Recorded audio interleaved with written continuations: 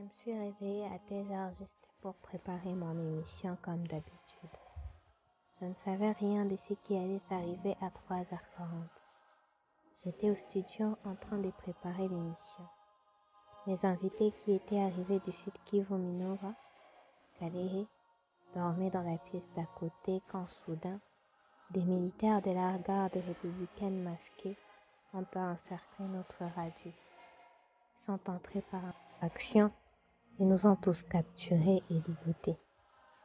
Personnellement, je leur suppliais.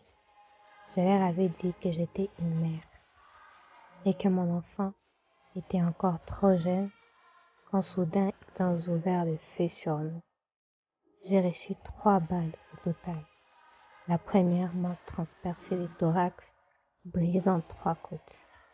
Les éclats produits par l'impact ont endommagé les poumons gauches et ont coupé les veines et les artères de cette zone.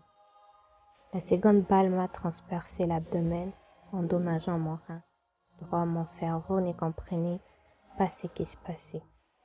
J'essayais d'interpréter les événements qui arrivaient, mais en vain, tellement tout passait rapidement et c'était une situation inhabituelle.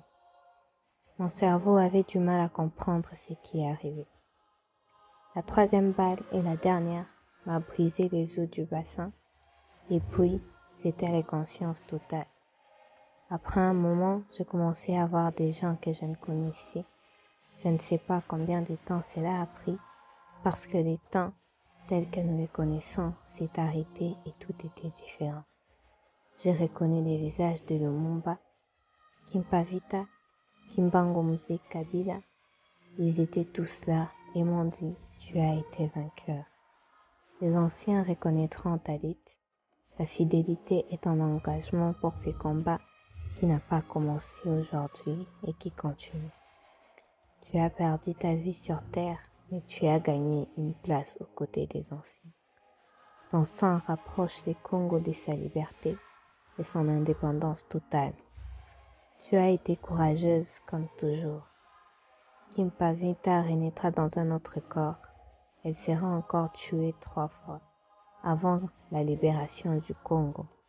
Lumumba mourra encore 6 fois et Kimbangu 9 fois. L'homme peut également tuer les corps et non l'esprit. Pamoja. Tout ce que je vous demande finalement, aidez-moi à enterrer mon corps dignement en présence de ma famille.